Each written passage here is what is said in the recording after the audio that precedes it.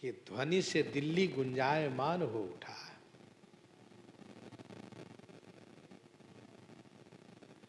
दिल्लीपति बादशाह ने जब जाना तो बुलाया श्री नामदेव जी को और कहा, निरपसो मलेक्ष बोली कही मिले साहिब को, दीजिए मिलाए करामात दिखराइए, दीजिए मिलाए करामात दिखराइए।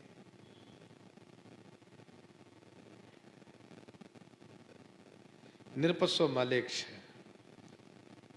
मलेच्छ माने मुसलमान है वह। उसने नामदेव जी को बुला करके कहा, आप साहब से मिले हुए हैं, खुदा से मिले हुए हैं, हमको ही मिला दीजिए और करामात माने चमत्कार दिखाइए। होए करामात तो पे काहे को कसब करे। श्री नामदेव जी ने कहा, यदि मुझ में कोई करामात होता, कोई चमत्कार होता, तो मैं काहे को कसब करे। कसब माने धंधा क्यों करता।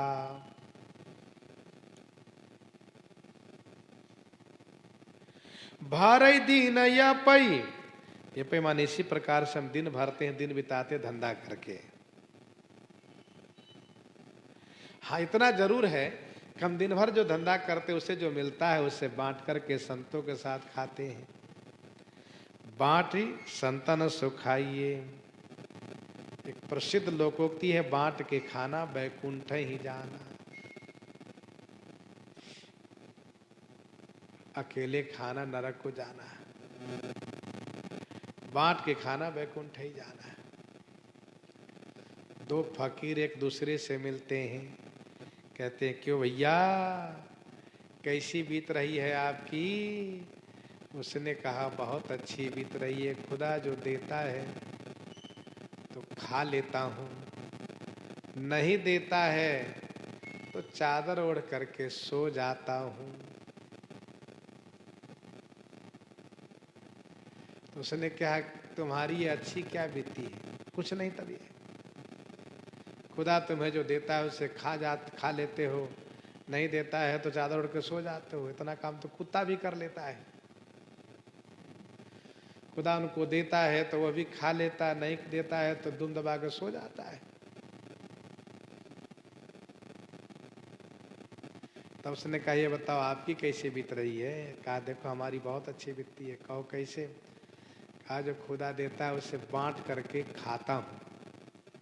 खुदा जो देता है पहली बात उसे बांट करके खाता हूँ, खिला के खाता हूँ। और नहीं देता है तो उनको धन्यवाद करके फिर भजन करता हूँ।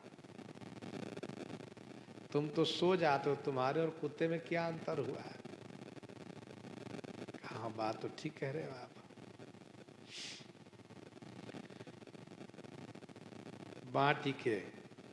बाटी संतन सुखाइए, संतों के साथ बांट के खाना, ये बड़ी अच्छी बात है, सौभाग्य की बात है।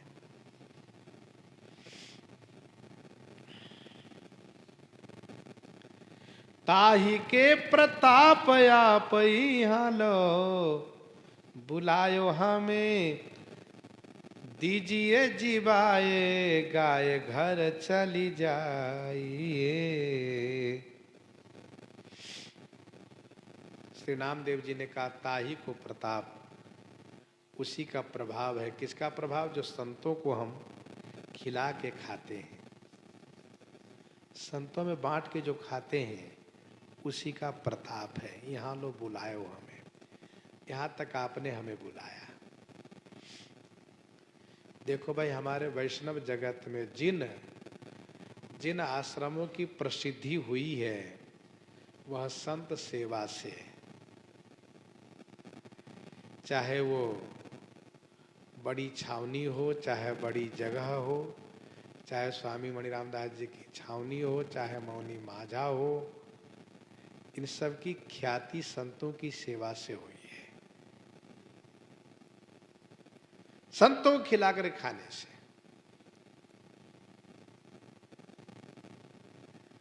बादशाह ने कहा कि आप चमत्कार हमें दिखाइए। कहा हम चमत्कार कुछ नहीं जानते, हम चमत्कार जानते तो काहे के लिए इतना मेहनत करते, बैठ के हम भी ना खाते। हाँ, संतों खिला के खाते, इसी का प्रभाव है कि आप यहाँ तक हमको बुलाए अपनी सभा में। बादशाह ने तुरंत गौ को मंगवाया और गौ को मंगवा करके तुरंत हाथ में तलवार लिया और काट दिया। नामदेव जी के सामने काट दिया। नामदेव जी का संत हृदय बहुत द्रवित हो गया, बहुत दुखी हो गया। बादशाह ने कहा दीजिए जीवा, इसको जीवित कर दीजिए, अपने घर को जाइए, अन्यथा कारागार में आपको बंद कर देंगे, नहीं तो आपको भी मार डालेंगे। तब नामदेव जी ने ठाकुर जी से प्रार्थना किया है, दई लई जीवाए गाय सहज सुभाए ही मई, अति सुख पाए पाए पर्यो मन भाइये। दई लई जीवाए गाय, दई लई जीवाए गाय, गौ को जिला दिया। दिल्ली पति बादशाह सिकंदर लोदी के सामने ही इन्होंने ठाकुर जी से यह प्रार्थना करते हुए कहा, सुनु बिनती जगदीश हमारी, तेरो दास आस मोहि तेरी, इत करु कान मुरारी। दीनानाथ दीन होए टेरू, गाय ही क्यों न जीवावो, आछे सकल अंग है या के, मेरे जस ही बढ़ावो। जो कछुया के कर मन में नहीं, जीवन लिख्यो विधाता, तो अब नाम देव आय सुते, हो तुम्हें प्रभु दाता। यदि भगवान कहें कि देखो गाय की आयु भी इतनी थी इसलिए इन्होंने मार दिया, तो नामदेव जी ने कहा तो हमारी आयु में से इनको आयु दे दीजिए, लेकिन इनको जीवित कर दीजिए। प्रभु से प्रार्थना किया, नामदेव जी ने गौ को तुरंत ठाकुर जी जीवित कर दिए। दैल जीवाय गाय सहज सुभाय ही में, स्वाभाविक स्वभाव से ही जीवित कर दिए। अति सुख पा करके सिकंदर लोदी तुरंत नामदेव जी के चरण में पड़ गया, प्रणाम किया, महाराज क्षमा कीजिए महाराज, हम आपकी कुछ सेवा करना चाहते हैं महाराज। दे ले वो देश गांव जाते, मेरो कछु नाव होए। बादशाह ने कहा ले वो देश गांव, देश ले लीजिए, गांव ले लीजिए, जो आप मांगिए सब हम देंगे, कृपा कीजिए हमारे ऊपर। जाते मेरो कछु नाव होए, जाते जिससे मेरा भी कुछ नाम हो जाए। चाहिए न कछु दई सेज मनि मई है। नामदेव जी ने कहा मुझे कुछ नहीं चाहिए राजन, क्या करूंगा लेकर के। चाह गई चिंता मिटी, मनुआ बेपरवाह, जिनको कछु न चाहिए, सो जग साहनसाह। निर्धन को धन राम हमारो, निर्धन को धन राम, चोरन ले वही घटी नहीं जावई, कष्ट में आवई काम। सोबत जागत उठत बैठत, जपौ निरंतर नाम। दिन दिन होत सवाई दौलत, खूटत नहीं छदाम। अंत काल में छोड़ी चलत सब, पासन एक बदाम। कहत कबीर ये धन के आगे, पारस को क्या काम। जब नामदेव जी कुछ नहीं ले रहे थे, स्वीकार कर रहे थे, तब बादशाह ने एक मणि में पलंग दिया, एक मणि में पलंग प्रदान किया।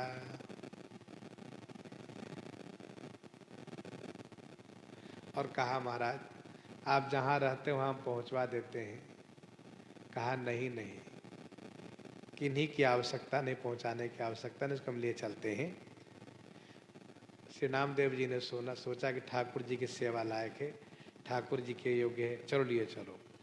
धरी लई शीश देऊ संग 10-20 नर, सिर पर धर लिए चल दिए। देव संग 10-20 नर नाही करी आए। यद्यपि नाही कर रहे थे नामदेव जी, फिर भी 10-20 मनुष्य इनकी सुरक्षा में दे दिए, सुरक्षा के लिए दे दिए।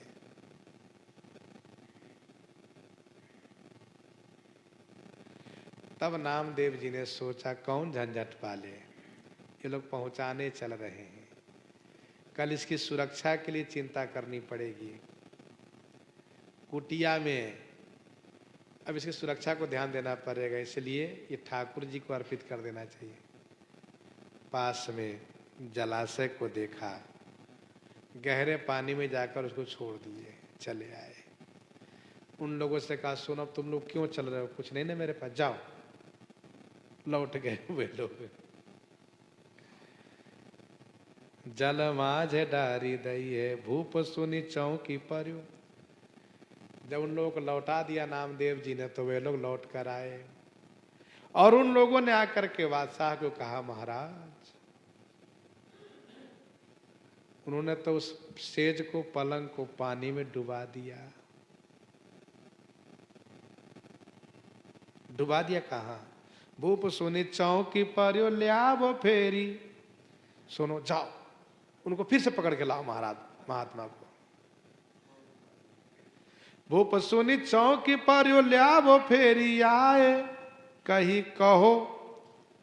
नामदेव जी को लौटा कर लाए, फिर लौट के आ गए नामदेव जी। क्या बात है बताओ, अब क्या काम है? कही नेकुआनी के दिखावो कीजे नहीं है।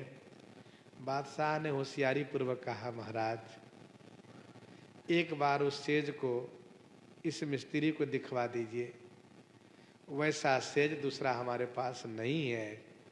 ये मिस्त्री कहता है हम देखेंगे तो और बना देंगे, तो एक बार इसको दिखा दीजिए, तो फिर ये नया बनवा दे, नया बना ले। ऐसा कहाँ? क्या सुनो तो चलो मेरे साथ, चलो आओ। जलते निकासी बहु भांति गही डारी तट। नामदेव जी फिर उसी स्थान पर बादशाह को लेकर आए और वो लोग भी आए, मिस्त्री लोग सब आए, जो साथ में पहले आए थे वो भी आए, अंगरक्षक सब लोग हैं। नामदेव जी उसी जल में गए और मानो उसी जल में पलंग का ढेर लगा है, पकड़ पकड़ के बाहर खींच लाए, एक नहीं 10-20 थे। यह कहते हुए कि बादशाह देखो, ये है तुम्हारा कि ये है तुम्हारा कि ये है तुम्हारा, कौन है पहचान लो। अपने वाला ही पहचानना, दूसरे वाला मत पहचानना। अब एक से एक बढ़ करके स्वर्ण मणि में मणि जड़ित दिव्य सेज निकाल निकाल करके तट पर रख दिए। नामदेव जी ने कहा लालच मत करना, तुम्हारा जो हो वो ले लो, बाकी फिर हम जल को अर्पित कर दे, जल में हम पधरा दे। संभवतः साथ के लोग सोच रहे होंगे कि चलो जब सब चले जाएंगे, महाराज और महात्मा चले जाएंगे, तो हम लोग भी निकाल लाएंगे 2-4 ठे। ठाकुर जी का सेज है। जलते निकासी बहु भांति गई डारी तट, लीजिए पिछानी देखी सुधी बुद्धि गई है। यह देख करके बादशाह के शरीर की सुधी और बुद्धि चली गई। आश्चर्यचकित हो गए, चौकन्ने हो गए, बाप रे क्या करेंगे हमारे वाले सेज को लेकर के ये महात्मा। ऐसे ऐसे सेज को निकाल दिए कि इनके एक सेज के मूल्य से हम जो इनको अर्पित किए हैं, दिए हैं, ऐसे सैकड़ों सेज बन जाएंगे। ऐसे ऐसे दिव्य से तो चकित हो गए, चौकन्ने हो गए।